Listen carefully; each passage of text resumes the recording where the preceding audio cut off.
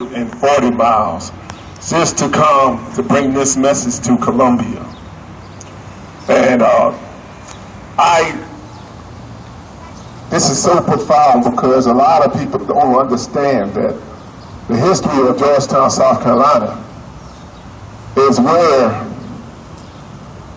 everything for what we call importation of slavery, rice fields, even George Washington himself came to Georgetown, South Carolina. It's the third oldest county in South Carolina. And I'm gonna tell you, I'm proud to be from that area. I can trace my ancestors back all the way to Ghana, Africa. And I'm proud of that also. But when me and my father-in-law was walking up here, we seen landmarks.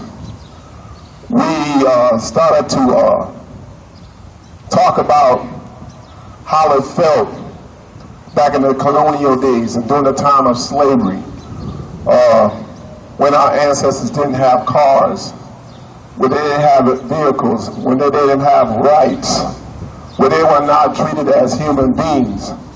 They had to walk wherever they went. And I just could imagine with us feeling the pain and the hurt and the harm, just walking through the hot heat and walking through the elements, through the rain, and fighting off the bugs. That's right. And avoiding a vulture. After we got to a point where we couldn't take it any longer. That's right. My motivation to my father-in-law, when he got to a point where he was tired, I would say, "Pop, look back, see how far we've traveled. You see that sign, we no longer see that sign. You see that bridge, we no longer see that bridge.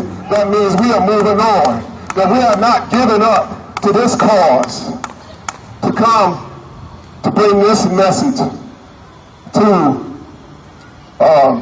Columbia." I wish that our people were more supportive. We did have support. I wish that they had opened up their doors. I wish that they had gave us donations. I wish that they had considered this cause was a greater cause to help us to meet that goal. We fell short of walking here, but I thank God that we made the commitment in our heart to do it. He motivated me. When I first thought of it, I said, "Wow, Pop," I said, "you really want to do this? 140 miles. I said, "Wow." And with his determination and all the years that I know him, once he said it's hard to do something, he's going to do it, no matter what. So I said to myself, if he put his heart into it, and he's dedicated his heart to come out here and get this message to South Carolina, to the capital of Columbia, to the big house, the State House. And he was willing to lay his life down for the cause of our children and the family. I say, "Pop, I'm willing to lay my life down for the cause of a family and the cause of our children. Because our families are suffering, our children are suffering, and something needs to be done about it. We can no longer stand around and sit and have this mundane attitude and say, que sera, whatever will be. We got to do something about it. And before we came on this journey, we was interviewed by Channel 2, and it was asking questions for why we were motivated to do this. And I said, and it took me back to the colonial days once again. And I use an example. Paul Revere traveled from, I believe, from Boston, Massachusetts, all the way down to Washington, riding a horse saying that the British are coming, the British are coming, the British are coming.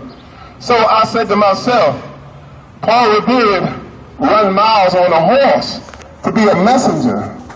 So why can't me and my father walk 140 miles to carry a message to Colombia that's as much as important, where he was thinking that invaders was coming to take over this country? I say this. And not only that, the other minister was talking about Martin Luther King. We got to understand, Martin Luther King started as a young